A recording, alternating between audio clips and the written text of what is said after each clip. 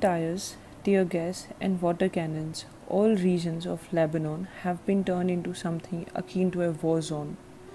But the vast majority of the demonstrations have been peaceful, and the festive Lebanese are not averse to combining protest with street raves.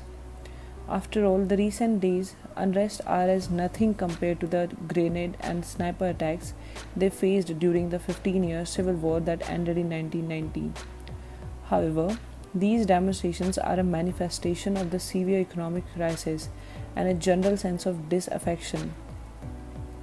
The Lebanese are protesting against rising prices, rife corruption, and the political elite. But the final straw was a bill for a tax on WhatsApp, the popular internet call service. Let's know a bit of the political arrangement of Lebanon. Lebanon is having almost equal proportion of population of Shia, Sunni and Maronite Christians, and they made their political arrangements accordingly. Hence, the president is required to be a Maronite Christian, the prime minister is Sunni, and the speaker of the parliament a Shia. The demonstrations pressurized Prime Minister Saad Hariri into resigning, but major structural change is not on the cards since the political system has a religious sectarian basis involving fixed quota allocation of key positions of power among the country's religious groups. The aim of this is to keep the peace by maintaining an acceptable balance of power between the three main religious groups, that is Christian, Sunni and Shia Muslims. But this time the ticking bomb is the sovereign debt of Lebanon. With a 152% debt to GDP ratio, Lebanon is the third most indebted country in the world after Japan and the Greece. By the way, in India the sovereign debt hovers around 69th percentile. Interest payments consume almost half of the government revenues of the Lebanon, crippling its public finances. A public sector wage increase in 2017 and higher interest rate have added to the budget deficit. As you know, these current or revenue expenditures raises debt without raising productivity. Huge costs in Lebanon's post-war reconstructions were a leading precursor to today's financial problems. Lebanon's current economic catastrophe is epitomized by one factor more than any other, and that's being the free fall of its currency. Since 1997, the Lebanese central bank has artificially pegged the Lebanese pound to the US dollar at the rate of $1 equivalent to 1500 Lebanese pound. The central bank managed this feat by borrowing from private banks who instead depends on the depositors attracted by its huge interest rates of almost up to 14%. Despite its multiple socio-political, economic and security challenges, the Lebanese economy managed to strut along primarily due to the stability provided to its financial system by the dollar peg. But since September, the currency has lost 85 to 90% of its value, to the extent that the exchange rate on the street is 9,500 to 10,000 Lebanese pound to the dollar.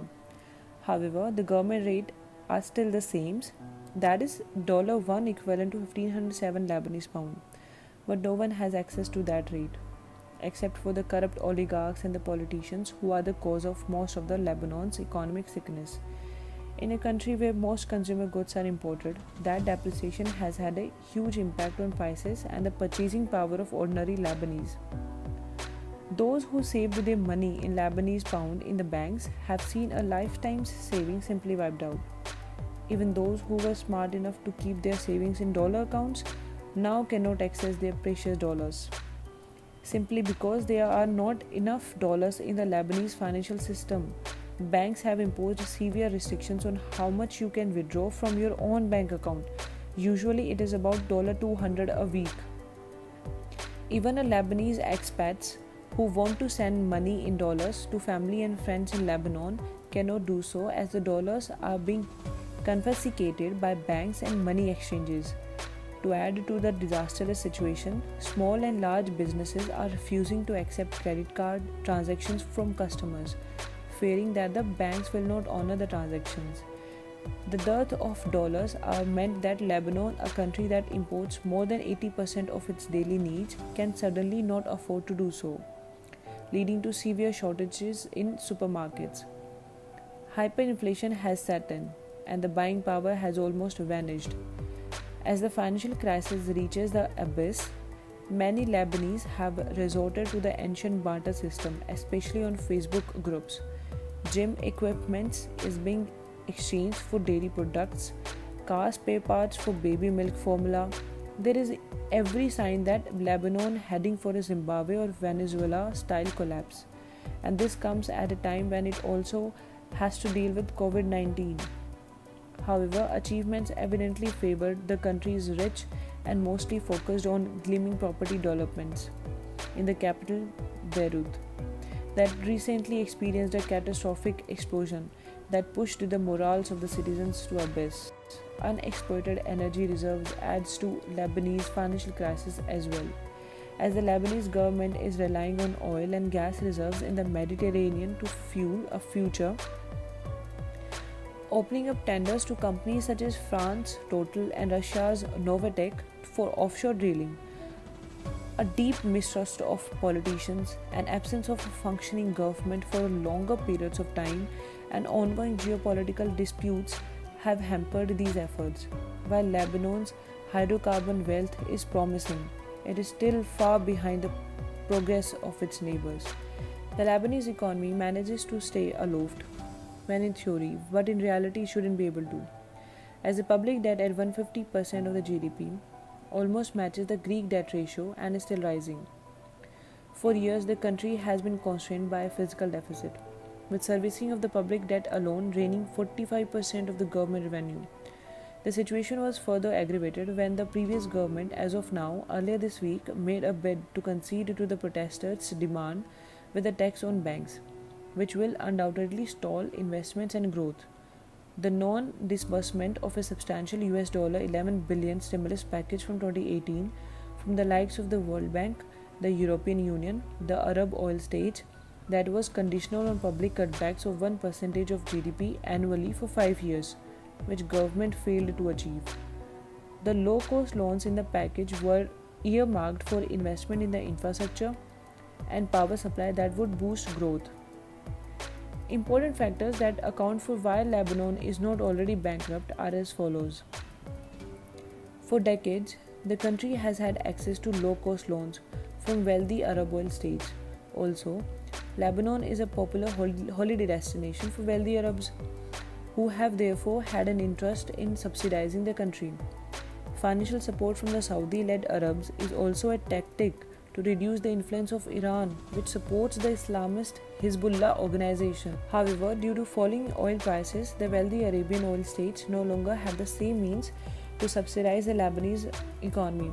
Moreover, for decades, currency has been flowing into the country from the Lebanese diaspora, which has deposited its savings with Lebanese bank at very favorable interest rates. These remittances have been used by the banks for buying up Lebanese government bonds in order to finance fiscal deficits. The steady stream of remittance has also enabled Lebanon to peg its currency to the dollar. However, those remittances are starting to dwindle, and if the country fails to drastically cut public spending, there is a severe risk of a currency crisis and national bankruptcy.